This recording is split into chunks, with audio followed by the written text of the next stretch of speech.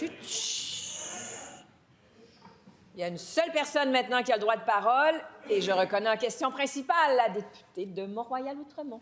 Madame la Présidente, le fiasco SACLIC révèle un échec flagrant en matière de gouvernance numérique, domaine sous la responsabilité directe du ministère de la Cybersécurité et du Numérique.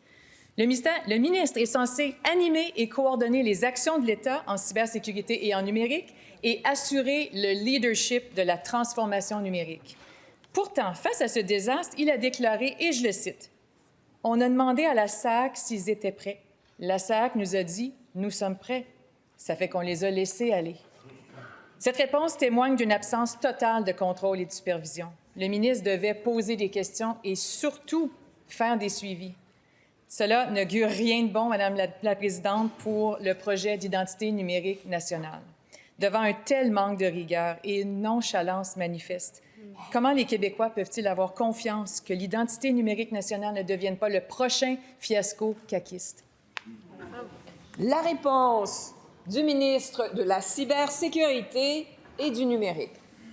Madame la Présidente, j'ai entendu nonchalance, manque de rigueur et toutes sortes d'autres épithètes.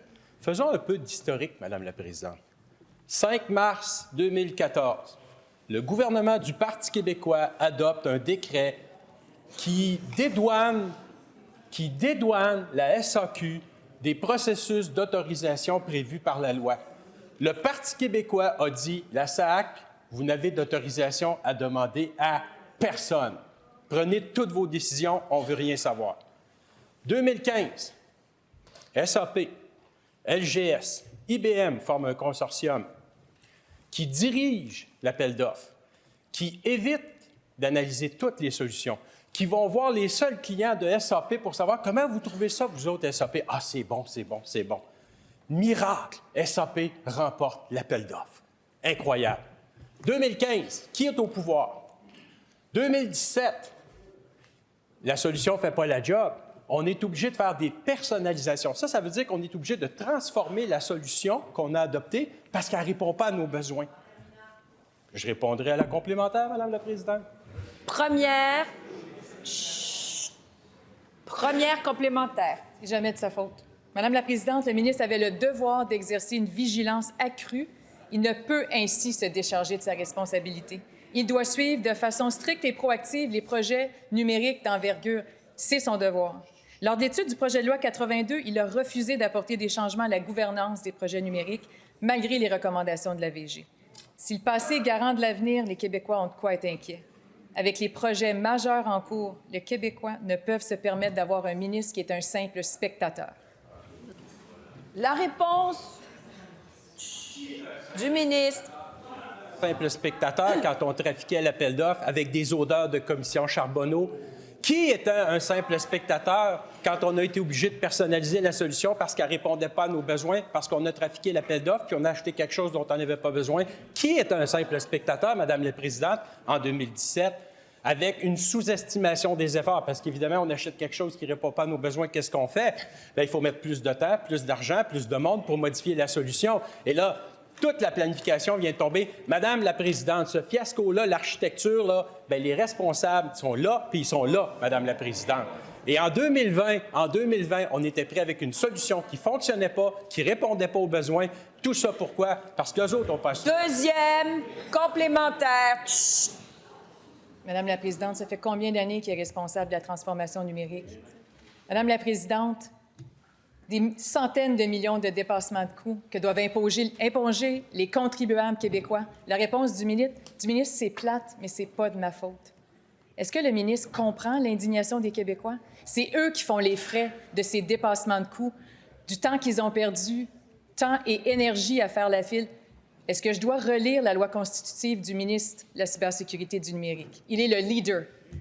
La réponse du ministre. Madame la Présidente, on dirait que la mémoire libérale vient de s'allumer en 2022. Mais 2014, 2015, 2016, 2017, 2018, ça vous dit rien, ça? Non, c'est pas dans les rapports, on n'en parle pas, c'est oublié. Madame la Présidente, ils ont, ce parti-là et ce parti-là, autorisé la SAC à ne pas demander d'autorisation. Ils ont permis un appel d'offres truqué, un appel d'offres dirigé, un appel d'offres Je vais vous reconnaître, monsieur le leader de l'opposition. Et c'était très fort, hein? C'est un ministre du gouvernement qui vient de dire qu'un appel d'offres truqué. S'il a des informations, qu'il les dépose en chambre. C'est très grave ce qu'il vient de dire, Madame la Présidente. C'est très grave. S'il a des informations entre les mains... Je suis debout, merci. Je suis debout, merci. Monsieur le leader du gouvernement, quel est votre appel au règlement? Présidente, c'est déjà déposé en chambre. Vous l'avez déposé vous-même. C'est le rapport de la vérificatrice générale. Lisez-le comme il faut. C'est un scandale libéral, encore une fois, Madame la Présidente.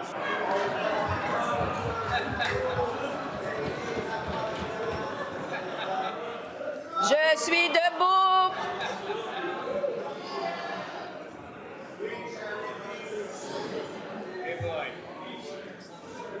Alors, messieurs, dames qui nous écoutez, je vous vois rire en haut.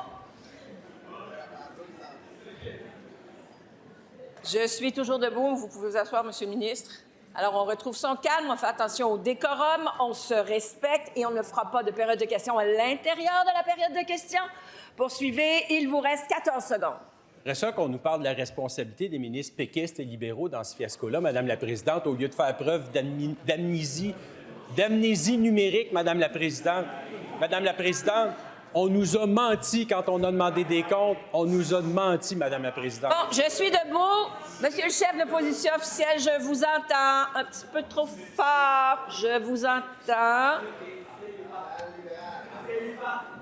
Monsieur le leader.